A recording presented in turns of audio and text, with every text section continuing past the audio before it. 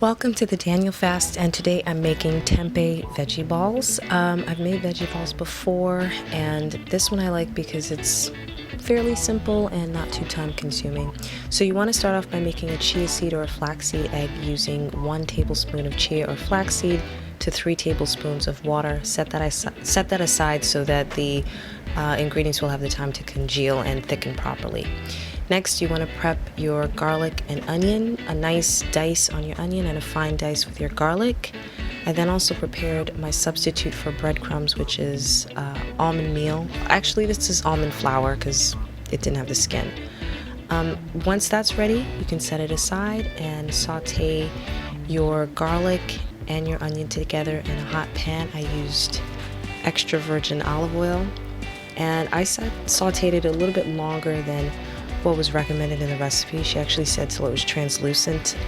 I went a little bit further until it was nice and had a nice browning. Didn't affect the recipe except to add a little more flavor. Once that's ready, take it off the heat, and then you want to chop up the tempeh. I use my mini chopper, and you'll find that it almost looks like ground turkey. It doesn't taste like it, but appearances matter when you're cooking, you know, so it's nice that it has a nice familiar appearance, especially if you're a meat eater. To that, we're going to add our sauteed garlic and onions, and I made sure to get every bit of onion. Aromatics are such an important part of vegetarian, vegan cooking to me, because flavor is so important when you're cooking without just the natural goodness that comes from, you know, animal fat. Then after that, we're adding in the almond flour, which is going to act as a binder. It's going to help with the binding. It's also going to reduce the moisture in the mix.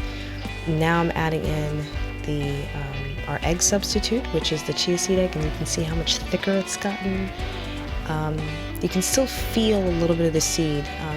You won't notice that when you're eating the veggie balls, but you can feel it as you're mixing the chia seed egg into the rest of the veggie mix. And I prefer chia seed eggs because I can't taste it. I find that when I use flaxseed eggs, I can taste the flax, so it's just a matter of preference. Now you're adding in, I'm adding in 2 tablespoons of marinara sauce, and I'm using Trader Joe's traditional marinara sauce, which is Daniel Fast friendly, which is such a blessing. And this is some of the cheesy topping that I made in a previous episode. I'm using 1/3 cup of the cheesy topping.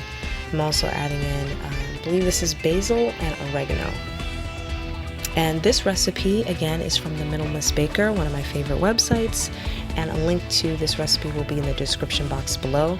I've added in sea salt and black pepper to taste, and now we finally get to combine all of the ingredients together.